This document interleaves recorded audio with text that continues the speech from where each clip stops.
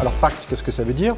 Ça veut dire plan d'action pour la croissance et la transformation des entreprises. Et le droit stipule désormais que l'entreprise doit prendre sa part de responsabilité dans le développement collectif. Et donc le texte stipule que la société doit être gérée dans son intérêt social en prenant en considération les enjeux sociaux et environnementaux de son activité. On a souhaité vous donner collectivement la possibilité d'accéder à deux regards, à deux obliques complémentaires sur cet article 61. Ma première question, je l'adresse à Armand Hatchuel. Cette réflexion, elle n'est pas nouvelle, elle n'est pas franco-française, elle s'inscrit dans un mouvement général de réflexion qui est international. Je pense notamment aux États-Unis. C'est quand même là que les premiers travaux et les premières initiatives sont nés.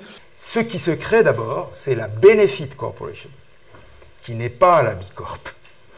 La Benefit Corporation, c'est un statut. La Benefit est introduite par des entrepreneurs qui veulent résulter à la mainmise de nouveaux actionnaires qui sont à ce moment-là les premiers hedge funds. On va leur donner un cadre. S'ils veulent gérer les parties prenantes, ça va devenir possible. Ils ne vont pas, en quelque sorte, être pris entre deux feux. En France, on a des B Corp. Mais les B Corp, c'est juste un label. Et ça, il faudra qu'on en discute. C'est un référentiel. Il y a un laboratoire qui a été créé par ce réseau d'entreprises qui va noter. Donc, on est dans un modèle de RSE classique, c'est-à-dire avec des indicateurs. Quand vous entendez en France parler de B Corp, ils n'ont que le label. Je crois que même s'il y en a des précurseurs, c'est la première fois qu'on a un cadre général de réflexion.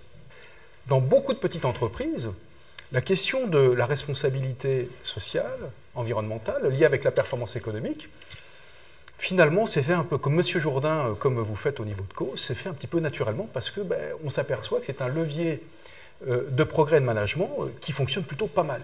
Comme on a tous envie de bien faire, on a cette tentation de se dire, après tout, il n'y a qu'à, à travers la loi, imposer, je force le trait, la RSE, et puis finalement, tout le monde va se mettre en ordre de marche, au garde à vous, et puis dans 10 ans, c'est réglé, toutes les entreprises françaises sont vertueuses. Et c'est là que je me dis, ce n'est pas le statut qui fera la vertu. Ce que je crains à travers l'article 61, c'est que finalement, est-ce qu'on ne risque pas demain de mettre en risque juridique majeur une boîte comme la mienne, parce qu'en matière environnementale, je ne sais pas être totalement vertueux. Et qui, dans la salle, peut dire qu'il est totalement vertueux? Personne, parce qu'on n'est jamais assez vertueux en matière environnementale. Je suis plutôt, en tout cas la CPME, et là vous avez bien compris la CPME, l'image de l'entreprise qu'on a, c'est qu'avant tout l'entreprise est un bien commun.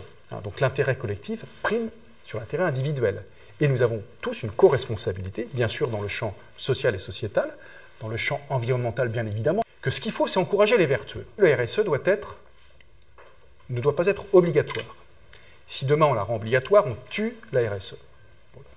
Le deuxième écueil, c'était qu'il fallait que ça soit expérimental. Un accord RSE doit être revu.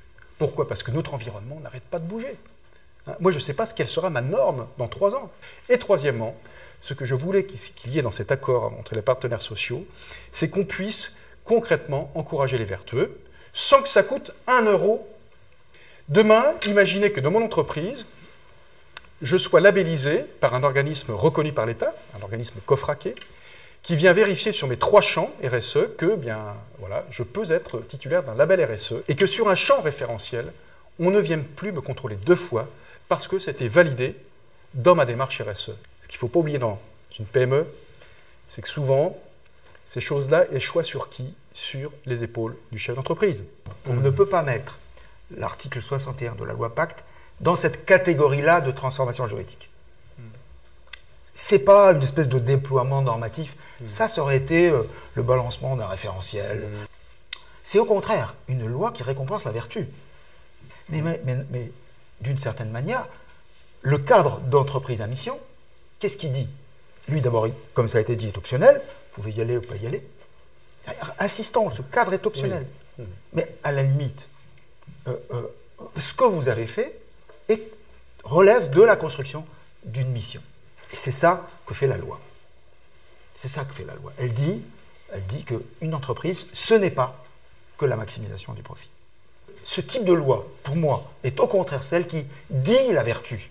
Souvent, les entrepreneurs ont été vertueux avant la loi. On a vraiment besoin aujourd'hui, et là, en tant que professeur, de ce que la loi dise ce qu'est la vertu. Et là, la vertu, c'est clair, on ne peut pas garder le droit des sociétés d'il y a pas 200 ans, d'il y a 2000 ans. Au nom de quoi? On l'a oublié de le dire, mais au nom de la puissance créatrice de l'entreprise. C'est parce que c'est puissant, l'entreprise. C'est parce que ça change la vie. Comme ça change la vie, ça peut aussi être particulièrement destructeur, notamment sur les questions environnementales. Cette loi est plus pédagogique. Elle crée un mouvement. Elle crée une représentation. Et là, moi, j'y suis sensible. Pourquoi? C'est du droit. Alors, quel est l'avantage du droit? On n'y pense pas. Ben, le droit, ça s'enseigne obligatoirement. Tout prof de droit un peu sérieux, de cours de droit des affaires, sera obligé de dire, il y a un truc, il pourra se boucher le nez en le présentant, mais il sera obligé de dire, il y a une formule, ça s'appelle l'article 61, et vous pouvez devenir une société à mission. Sur ce débat, justement, c'est la défense de ces entreprises qui a été le mouvement Benefit Corporation. Bien sûr que c'est une opportunité, mais encore faut-il que votre environnement y soit sensible. Là où je vais m'adresser, et ceux qui vont faire vivre ma boîte, à savoir mes clients, s'ils n'y sont absolument pas sensibles, vous êtes le seul à être persuadé que tout cela est très bien, voilà. Mais votre environnement ne vous encourage absolument pas. La façon dont on peut s'en sortir tous collectivement, parce que quand je rencontre maintenant, vu ma position de président de CPME, je rencontre tous les états-majors des grandes entreprises. Et très sincèrement, j'ai des gens qui sont habités par cette question RSE et qui y croient très sincèrement. Sauf qu'ils sont, des fois j'ai l'impression, à la tête de machines où toute l'organisation structurelle de la boîte ne va pas dans un sens, on va dire, RSE ou d'équilibre des marchés entre donneurs d'ordre et sous-traitants. Aujourd'hui, moi je vois ceux qui frappent à la porte de nos entreprises. Ce sont des jeunes qui cherchent des entreprises qui ont un projet. Ouais. Ils cherchent des entreprises qui donnent du sens au capital. Et puis eux, si on veut les attirer, et souvent c'est les meilleurs, il faut que le projet de l'entreprise rentre dans leur projet professionnel qu'ils estiment mettre à profit de l'entreprise. La loi crée nécessairement des ambiguïtés. Et donc elle ne peut pas vivre seule. Si on est là, la loi a été votée. Et je dirais que si nous sommes là réunis, c'est pour donner de la vie à cette loi. On a sur ce sujet une avance internationale. On a un outil là. Très probablement, nous n'avons pensé qu'à 5 ou 8% ou 10% de ces usages. On a besoin aujourd'hui d'avoir des expérimentations multipliées pour que les gens nous disent, mais non, la mission, il y a des choses à faire avec qui sont différentes. Et là, on a vraiment envie d'avancer ensemble. Mais je ne suis absolument pas opposé à l'entreprise à mission, puisque c'est un choix. Oui, exactement. C'est non obligatoire. Et si dans 20 ans, on regarde ce débat et qu'il y en a qui disent « mais oh, qu'est-ce qu'ils étaient arriérés », ça veut dire qu'on aura réussi l'entreprise à mission et toute la loi. Ou très visionnaire.